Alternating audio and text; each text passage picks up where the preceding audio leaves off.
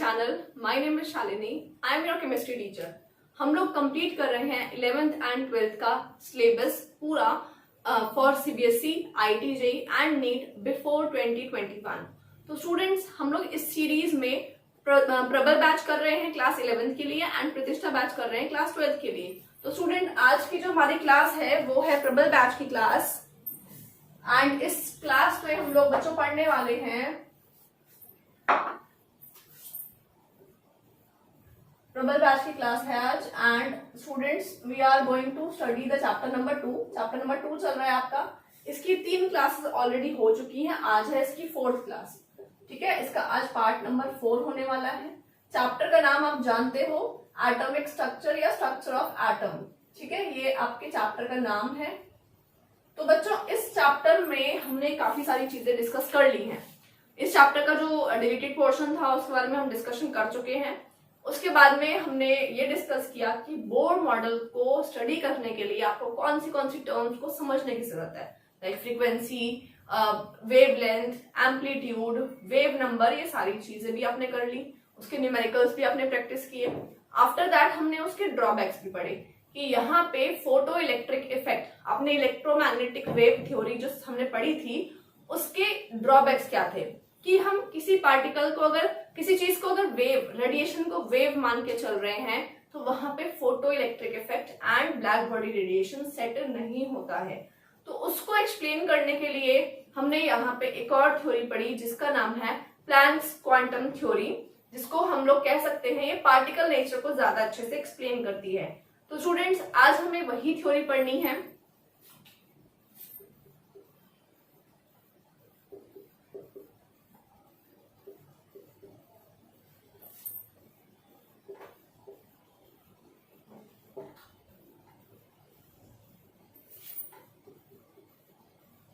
ये एक्सप्लेन करती है particle nature of matter, particle nature of electromagnetic radiation. ठीक है, उसको एक्सप्लेन करेगी. तो इसके बारे में हम डिटेल में स्टडी करते हैं. तो बच्चों, ये जो थ्योरी थी ये कब दी गई थी? ये थ्योरी दी गई थी 1900 में. मैक्स प्लैंक ने दिया था इसको एंड उसके बाद इसको 1905 में आइंस्टीन ने एक्सटेंड किया था और ज्यादा एक्सप्लेन किया था. ठीक है, एक्सटेंडेड बाय आइंस्टीन इन 1905. तो स्टूडेंट, ये थ्योरी काफी पुरानी है. पहले मैक्स प्लैंक ने इस थ्योरी को दिया एंड आफ्टर दैट 1905 में आइंस्टाइन ने इसको और एक्सप्लेन किया था और इसमें चीजें ऐड की थी. तो ये जैसा कि आप देख रहे हो पार्टिकल नेचर को एक्सप्लेन कर रहा है कि जो भी रेडिएशन की हम बात कर रहे थे, पार्टिकल नेचर भी यहाँ पे इन्वॉल्व है. एंड स्टूडेंट्स, इस थ्योरी के हमें 3 पोस्टुलेट्स पढ़ने हैं. इससे पहले जो हमने थ्योरी पढ़ी थी इलेक्ट्रोमैग्नेटिक थ्योरी, उसके हमने 4 पोस्टुलेट्स पढ़े थे. तो यहाँ पे हम पढ़ने वाले हैं पोस्टुलेट्स. क्या है ये पोस्टुलेट्स, क्या बातें हैं, इनको स्टडी करते हैं. Postulate number 1. पोस्टुलेट नंबर 1 है कि जो रेडिएंट एनर्जी है जो रिलीज हो रही है, एमिट हो रही है, एब्जॉर्ब हो रही है, वो एनर्जी कॉन्टिन्यूअस नहीं होती है बल्कि डिसकॉन्टिन्यूअस होती है in the form of packets of energy. Packets की फॉर्म में, जिसको क्वांटम्स कहा जाता है. ठीक है बच्चों, तो इसको हम लिख लेते हैं. द रेडिएंट एनर्जी, जो भी रेडिएंट एनर्जी मतलब रेडिएशन की बात कर रहे हैं, द रेडिएंट एनर्जी एमिटेड और absorbed is not continuous. Continuous नहीं है वो, is not continuous but discontinuous in form of packets of energy. Packets of energy की फॉर्म में होती है packets of energy known as quantum. And इसी को बच्चों लाइट की फॉर्म में कहा जाता है कि लाइट के लिए फोटोन होते हैं. मतलब लाइट जो है, एक्चुअल में light is a kind of wave जिसे आप कहोगे, बट वो वेव किससे बनी है, उसके अंदर क्या पार्टिकल्स हैं, उसके अंदर फोटोन्स हैं. जैसे मैंने आपको हर पहली वीडियोस में भी बोला है कि अगर फैन घूम रहा है तो फैन आपको एक सर्कुलर डिस्क दिखाई देती है. ठीक है, सीडी जैसे होती है वैसे दिखाई देती है. ठीक है, राउंड डिस्क. बट अगर फैन रुक जाए तो आपको 3 ब्लेड्स अलग अलग दिखाई देते हैं, मतलब वो पार्टिकल नेचर है रुका हुआ, एंड जब वो घूम रहा है तो उसका वेव नेचर है। इसका मतलब लाइट जो है जब वो ट्रैवल कर रही है तो वो वेव की तरह है, एंड जब वो रुक जाए तो वो एक फोटोन पार्टिकल से बना है। तो रेडिएशंस का डुअल नेचर है। रेडिएशंस का डुअल नेचर क्या है? They are having particle nature as well as they are having wave nature. तो वेव नेचर हम पढ़ चुके हैं, अभी हम लोग पढ़ रहे हैं पार्टिकल नेचर। तो क्वांटम को बच्चों कह सकते हैं, यहाँ पे 2 चीजों को अंडरलाइन कर लेते हैं। द रेडिएंट एनर्जी एमिटेड और absorbed is not continuous but discontinuous in form of packets of energy, जिसको क्वांटम कहा गया। and for light it is, light के लिए क्या है ये? and for light it is photon। यहाँ पे वर्ड फोटोन यूज किया जाता है, ठीक है बच्चों। तो बच्चों को कंफ्यूजन रहते हैं कि फोटोन एक्चुअली है क्या। तो जैसे और चीजों के कॉन्स्टिट्यूएंट पार्टिकल्स एटम या इलेक्ट्रॉन्स होते हैं, तो यहाँ पे ये फोटोन है। ओके स्टूडेंट्स, तो आगे चलते हैं। आगे हम लोग डिस्कस करते हैं इसका पोस्टुलेट नंबर 2। तो स्टूडेंट यहाँ पे अब बात ये है कि the energy of each quantum, जो ये एक पैकेट ऑफ एनर्जी जिसकी हम बात कर रहे हैं, क्वांटम की बात कर रहे हैं, उसकी एनर्जी किसके बराबर होती है? उसकी एनर्जी जो है बच्चों वो प्रोपोर्शनल है किसके? फ्रीक्वेंसी ऑफ लाइट के। फ्रीक्वेंसी ऑफ लाइट के प्रोपोर्शनल होती है, ठीक है। इसी बात को हम लिख लेते हैं यहाँ पे।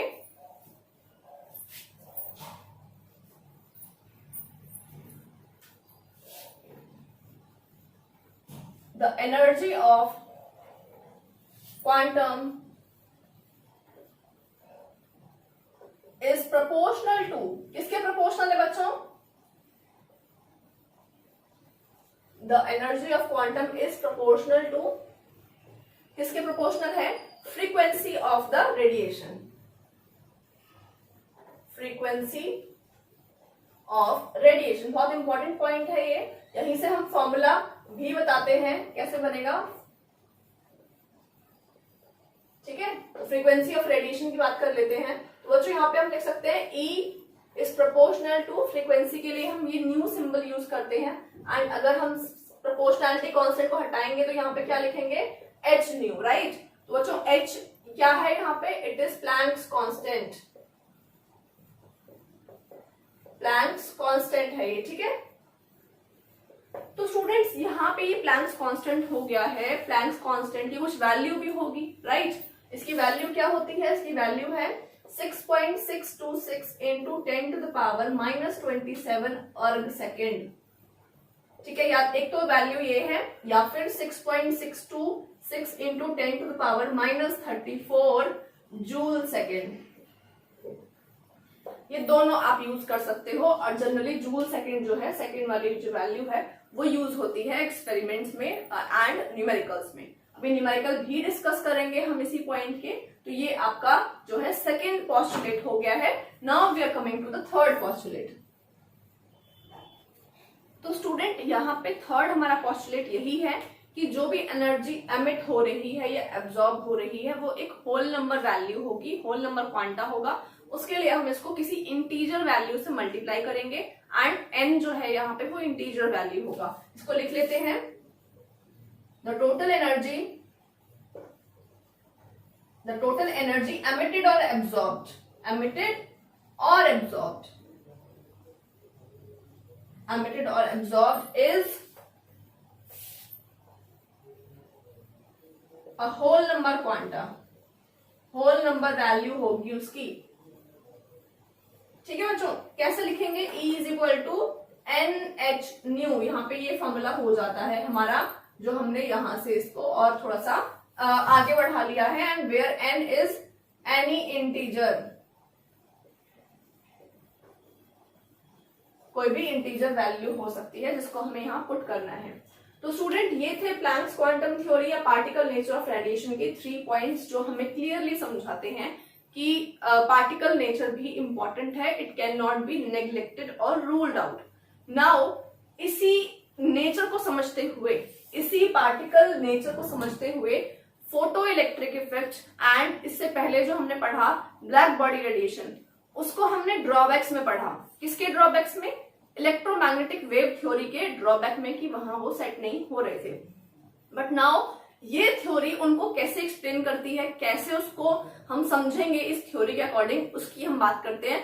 तो अब हम प्लैंक्स क्वांटम थ्योरी के अकॉर्डिंग या पार्टिकल नेचर के according photo electric effect and black body radiation को समझते हैं कि क्या इसका एस्पेक्ट है। तो सबसे पहला जो हमने पढ़ा था वो तो black body radiation, right.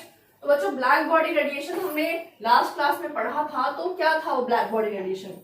Black body radiation में हमने ये समझा था कि कोई भी अगर रेडिएशन एमिट हो रही है किसी सोर्स से और अगर वो परफेक्ट ब्लैक बॉडी है तो परफेक्ट ब्लैक बॉडी उसी को कहेंगे जो एमिट एंड एब्जॉर्ब कर सके ऑल फ्रीक्वेंसीज ऑफ लाइट को, ठीक है, या एनर्जी को।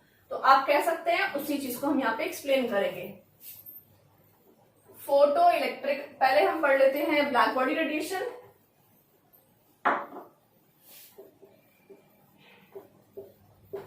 ब्लैक बॉडी रेडिएशन, इसकी एक्सप्लेनेशन। तो स्टूडेंट्स यहाँ पे ब्लैक बॉडी रेडिएशन हमें ये बताती है जब हम किसी सब्सटेंस को हीट करते हैं या कोई सोर्स ऑफ रेडिएशन कहीं से आ रही है, तो किसी हॉट ऑब्जेक्ट से आ रही होगी, तो सोर्स ऑफ रेडिएशन जो है किसी सब्सटेंस को हीट करेंगे तो उसके अंदर एटम्स होंगे, राइट। एटम्स को जब हीट किया जाता है तो एटम्स जो है उनकी काइनेटिक एनर्जी बढ़ जाती है, बट वो सॉलिड के अंदर है तो they are not free to move, तो अपनी जगह पे ही वो वाइब्रेशन या ऑसिलेशन करना स्टार्ट कर देते हैं, ठीक है। तो if some solid is heated, अगर सॉलिड को हीट किया जाता है तो क्या होगा? If solid is heated atoms start oscillating,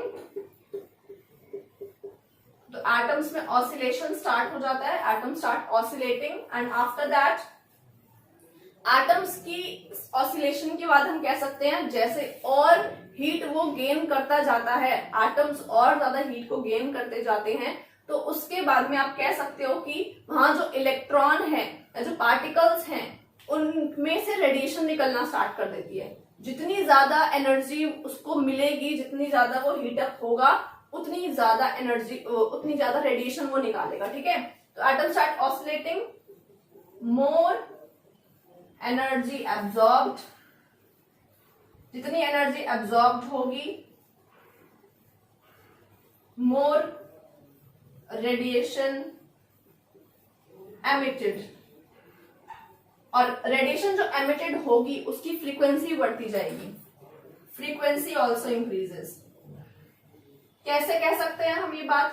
frequency increase होगी। बच्चों समझ में आया ये चीज, ये पैटर्न समझ में आया, क्रोनोलॉजी समझ में आई कि सॉलिड को अगर आप हीट करते हो तो एटम्स ऑसिलेशन करना स्टार्ट करेंगे, जितनी एनर्जी एब्जॉर्ब होती जाएगी, जितना वो हीट करते जाओगे आप सोर्स को, सपोज आप प्रेस करने के लिए प्रेस को गर्म कर रहे हो तो वो भी तो एक सॉलिड सब्सटेंस है, वो भी तो हीट अप हो रहा है, उसमें से भी तो इलेक्ट्रोमैग्नेटिक रेडिएशन निकल रही है, तो मोर एनर्जी एब्जॉर्ब हो जाएगी, मोर रेडिएशन एमिट हो जाएगी, और क्या होगा? मोर रेडिएशन एमिट होगी उसमें से, तो फ्रीक्वेंसी ऑल्सो इंक्रीजेस। इसको समझिए, मैंने आपको पहले बताया था कि कलर कौन से चेंज करता है ब्लैक बॉडी? रेड से किस में जाता है बच्चों? येलो में, येलो के बाद किस में जाता है? व्हाइट में, एंड व्हाइट के बाद किस में जाता है? ब्लू में, एंड सो ऑन, ठीक है। तो रेड, येलो, व्हाइट, ब्लू, तो रेड की जो बच्चों फ्रीक्वेंसी है ना वो लो होती है, फ्रीक्वेंसी लो, यहां तक जाते जाते फ्रीक्वेंसी जो है वो हाई हो जाती है। वही तो मैं कह रही हूं आपको, more radiation emitted frequency also increases, जितनी हीट उसको मिलती जाएगी उतनी हाई फ्रीक्वेंसी की वो रेडिएशन एमिट करेगा, मतलब उसका कलर वैसे ही चेंज होगा, पहले उसका कलर रेड हो गया, फिर उसका कलर येलो हो गया, फिर उसका व्हाइट हो गया, फिर वो ब्लू हो गया। ये एक्सप्लेनेशन था according to this theory black body radiation का। Now we are coming to the second explanation of photo electric effect. Photo electric effect,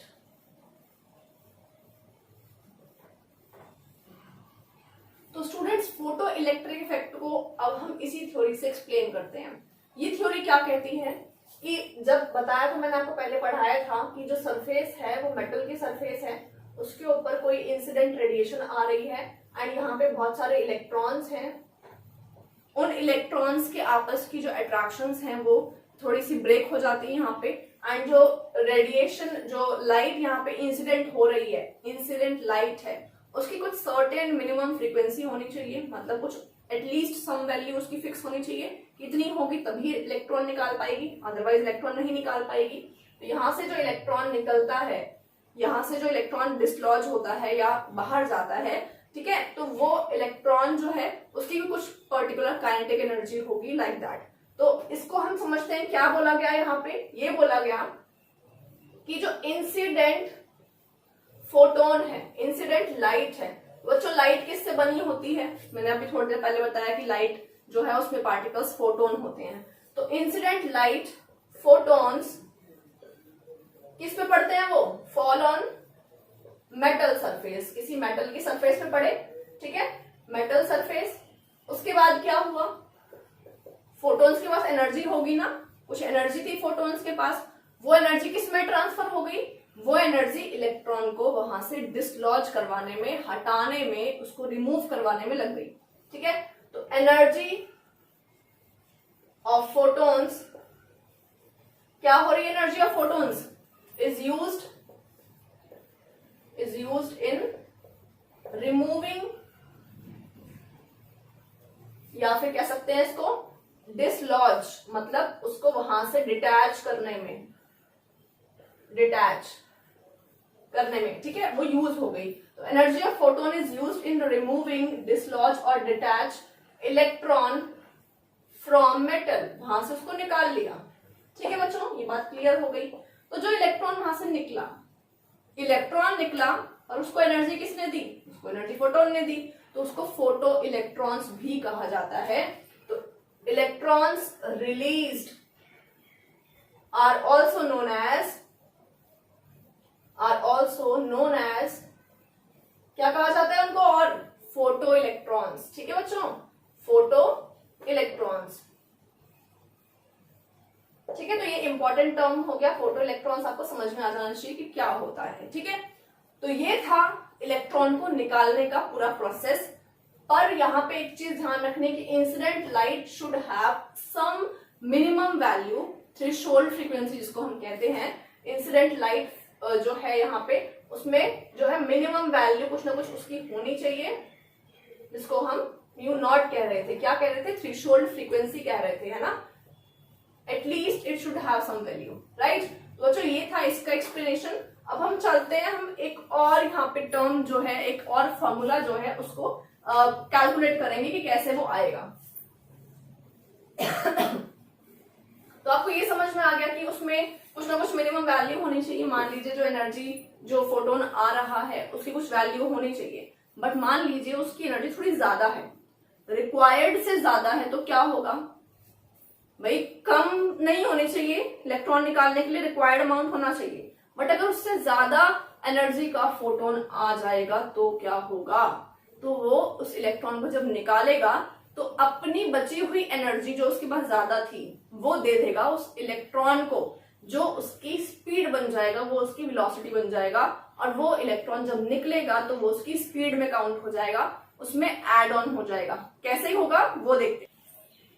तो स्टूडेंट्स यहाँ पे जो एनर्जी फॉल हो रही है, वहां पे इंसिडेंट जो लाइट है, इंसिडेंट लाइट की जो एनर्जी है उसको अगर हम मान लेते हैं कि वो न्यू है, ठीक है, एनर्जी ऑफ या फ्रीक्वेंसी ऑफ, सॉरी फ्रीक्वेंसी लिख लेते हैं, फ्रीक्वेंसी ऑफ इंसिडेंट लाइट जो है उसकी फ्रीक्वेंसी कितनी है, म्यू है, ठीक है। Now minimum required frequency of incident light कितना हम मान के चल रहे हैं, न्यू नॉट मान के चल रहे हैं, ठीक है। दोनों की एनर्जीज कितनी हो जाएंगी दोनों केसेस में, इसको हम E is equal to H nu मानते हैं, तो इसको हम E is equal to H nu naught मान लेते हैं। क्लियर है ना ये बात। नाउ बच्चों जो आ रही है इंसिडेंट लाइट वो अगर ज्यादा है, if the frequency of incident radiation, incident light is high, is more है, ज्यादा है, तो क्या होगा, तो हम ऐसा लिख सकते हैं बच्चों, H new minus H nu not, जितनी एनर्जी बचेगी मतलब जो रिक्वायर्ड थी अगर उससे ज्यादा आ रही है तो वो निकलने वाले इलेक्ट्रॉन की काइनेटिक एनर्जी बन जाती है। उसको हम कह सकते हैं हाफ mv²। ये क्या है? Kinetic energy of ejected electron. वहां से जो इलेक्ट्रॉन निकला है उस इलेक्ट्रॉन की काइनेटिक एनर्जी हो गई। तो ये एक फॉर्मूला हो गया है, इसको यूज करके आपको न्यूमेरिकल्स करने हैं। ठीक है स्टूडेंट्स। नाउ इसमें हम इसको ऐसा भी लिख सकते हैं कि ये क्या है, ये पूरा टर्म जो है वो इसको W0 लिखा जा सकता है, h nu माइनस W0। इसको कहते हैं बच्चों वर्क फंक्शन। ठीक है, ये क्या है यहाँ पे वर्क फंक्शन इसको कहा जाता है। ऐसे भी आपसे क्वेश्चन में पूछा जा सकता है, W0 निकलवाया जा सकता है। ठीक है बच्चों, तो ये हो गया है आपका फॉर्मूला। अब इस पे आपको कैलकुलेशंस करनी आ सकती है, न्यूमेरिकल्स भी आ सकते हैं।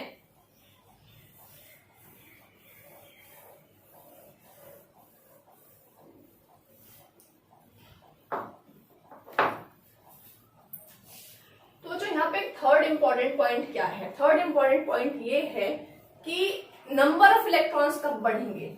यहाँ पे तो हमने बात कर ली कि इलेक्ट्रॉन जो निकलेगा उसकी स्पीड कितनी होगी, कैसे कैलकुलेट किया जाएगा, वो ऐसे कैलकुलेट किया जाएगा। बट जो इलेक्ट्रॉन निकल रहे हैं वो कितने इलेक्ट्रॉन्स निकलेंगे उसकी हम बात कैसे कर सकते हैं। बच्चों मैंने आपको बताया था कि नंबर ऑफ इलेक्ट्रॉन्स अगर बढ़ाने हैं तो आपको जो इंसिडेंट रेडिएशन है उसकी क्या बढ़ानी पड़ेगी, इंटेंसिटी। मतलब मैंने आपको पहले भी बताया था कि नंबर ऑफ इलेक्ट्रॉन इजेक्टेड वो किस पे डिपेंड करता है, डिपेंड्स ऑन इंटेंसिटी ऑफ। क्यों बताया था ये बताती हूं आपको, इंटेंसिटी ऑफ इंसिडेंट रेडिएशन। जो रेडिएशन आ रही है, इंसिडेंट लाइट जो है उसकी जो इंटेंसिटी है उस पे number of electron ejected decide होते हैं। तो अगर इलेक्ट्रॉन इजेक्टेड ज्यादा करवाने हैं तो आपको इंटेंसिटी बढ़ानी पड़ेगी। इसको याद कैसे करते हैं वो मैंने पिछली क्लास में भी बताया था आपको कैसे याद करने का, कि नंबर ऑफ इलेक्ट्रॉन निकलने वाली बात पूछी जा रही है। तो नंबर का मतलब क्या है, यहाँ पे इंटेंसिटी में एक नंबर आ रहा है, इन 10 आ रहा है 10। इसको समझ जाओ कि नंबर ऑफ इलेक्ट्रॉन डिपेंड करेगा इंटेंसिटी पर। ये याद करने के लिए माइंड में रख सकते हो, इजी हो जाएगा थोड़ा सा। ठीक है स्टूडेंट्स। तो स्टूडेंट्स इस पूरी स्टडी का कंक्लूजन क्या है, क्या कंक्लूजन है? कंक्लूजन ये है कि कुछ प्रॉपर्टीज को तो इलेक्ट्रोमैग्नेटिक वेव थ्योरी से भी एक्सप्लेन किया जाता है, लाइक डाइफ्रैक्शन, ये सब हम पढ़ेंगे आगे, उसको हम एक्सप्लेन कर सकते हैं। बट कुछ प्रॉपर्टीज को पढ़ने के लिए, समझने के लिए, कुछ फिनोमेना को समझने के लिए हमें प्लैंक्स क्वांटम थ्योरी जो पार्टिकल नेचर को एक्सप्लेन कर रही है उसे भी कंसिडरेशन में लाना पड़ेगा। इट मीन्स जो रेडिएशन है, जो लाइट है, आपकी लाइट का बोथ नेचर है। लाइट का नेचर कैसा है, लाइट का नेचर पार्टिकल नेचर भी है, एज वेल एज लाइट का नेचर जो है बच्चों वो वेव नेचर भी है। तो इसका कंक्लूजन किसने दिया, कब दिया था? कंक्लूजन क्या है स्टडी का? Conclusion is light is having dual nature. Dual nature, dual nature का मतलब है wave nature and particle nature. ठीक है बच्चों, तो ये कब एक्सप्लेन हुआ था? ये 1905 में जो कंक्लूजन दिए थे आइंस्टाइन ने, उसके बाद में ये ज्यादा क्लेरिफाई हो गया था एंड ये कंक्लूजन तब ड्रॉ किया गया था। तो चलिए स्टूडेंट्स इसके एक दो न्यूमेरिकल्स कर लेते हैं जो अभी हमने फॉर्मूला पढ़ा है, एंड इसके बाद हम लोग आगे चलेंगे नेक्स्ट टॉपिक पर। तो स्टूडेंट्स इसके हम न्यूमेरिकल्स स्टडी करते हैं। सबसे पहले मैं आपको एक न्यूमेरिकल लिखवा देती हूँ। फर्स्ट न्यूमेरिकल है हमारा calculate the frequency, calculate the kinetic energy. Question is calculate the kinetic energy of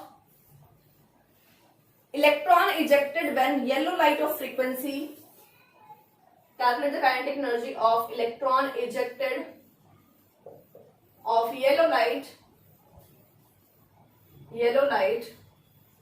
of frequency, कितनी frequency है उसकी बात लिख लेते हैं, 5.2 into 10 to the power minus 14 second inverse. ये उसकी फ्रीक्वेंसी आपको गिवन है क्वेश्चन में, तो आप गिवन लिख सकते हैं। Falls on the surface of potassium metal, potassium metal पे ये फॉल हो रही है, fall on potassium metal surface and आगे बात करते हैं, आगे क्वेश्चन में क्या गिवन है। Question is giving that the threshold frequency of potassium is, आपको यहाँ पे थ्रेशोल्ड फ्रीक्वेंसी दे दिया है students. Threshold frequency of potassium is given, क्या है, थ्रेशोल्ड फ्रीक्वेंसी कितनी गिवन है, 5 into 10 to the power 4 metre per second. ठीक है, ये आपको यहाँ पे इन्होंने information 10 to power 14 metre per second, ये इंफॉर्मेशन गिवन है। बच्चों चलिए इसको स्टार्ट करते हैं, कैसे करेंगे उसकी बात करेंगे। सबसे पहले क्या क्या गिवन है, कैलकुलेट करनी है काइनेटिक एनर्जी। ठीक है, हाफ mv² निकालने वाले हैं, ये निकालना है आपको। क्या क्या दिया है, h mu minus h mu naught, ये फॉर्मूला है। ठीक है, इसमें से h कॉमन ले लेते हैं, म्यू माइनस म्यू नॉट। ठीक है, h की वैल्यू मैंने बताई है आपको, कितनी पुट करनी है h की value students, 6.626 into 10 to the power -34 joule second, वो पुट करेंगे। एंड म्यू की वैल्यू कितनी है, फ्रीक्वेंसी की वैल्यू दी हुई है, थ्रेशोल्ड फ्रीक्वेंसी की वैल्यू दी हुई है, तो इसको पुट कर लेते हैं यहाँ पे। Kinetic energy is equal to 6.626 into 10 to the power -34 bracket, nu की वैल्यू क्या है 5.2 into 10 to the power 14 minus इसकी वैल्यू क्या है 5 इंटू 10 to the power 14। ठीक है, इसमें से भी आप 10 to the power 14 कॉमन ले सकते हैं बाहर और फिर इसको सॉल्व कर लेंगे। सारी वैल्यू सॉल्व करने के बाद आंसर निकाल लीजिए कितना आएगा। मैं आपको आंसर बता देती हूँ कितना आ रहा है, 1.3 into 10 to the power -20 joules, इतना आंसर आ रहा है। आप कैलकुलेट कर लेना, बस बहुत सिंपल है, बस आपको फॉर्मूला जो है उसमें वैल्यूज को पुट करना है। तो स्टूडेंट्स इस तरह के क्वेश्चंस आ सकते हैं, थोड़ा सा लैंग्वेज को घुमाया भी जा सकता है। ऐसा भी हो सकता है कि यहाँ पे आपको वर्क थ्रेशोल्ड फ्रीक्वेंसी जो दे रखी है उसकी जगह वर्क फंक्शन ही दे दे डायरेक्ट, मतलब h को साथ में सॉल्व करके भी दिया हो सकता है, तो उसका ध्यान रखेंगे। ठीक है, तो ये इस तरह के क्वेश्चंस आ सकते हैं। तो स्टूडेंट्स आज के लिए इतना ही, नेक्स्ट क्लास में हम आगे पढ़ेंगे, बोर्स मॉडल के बारे में बात करेंगे। तो that's all for today. Like the video, comment, share with your friends and subscribe to my channel. Bye bye. Tell me pretty lies, look me in the face, tell me that you love me, even if it's fake.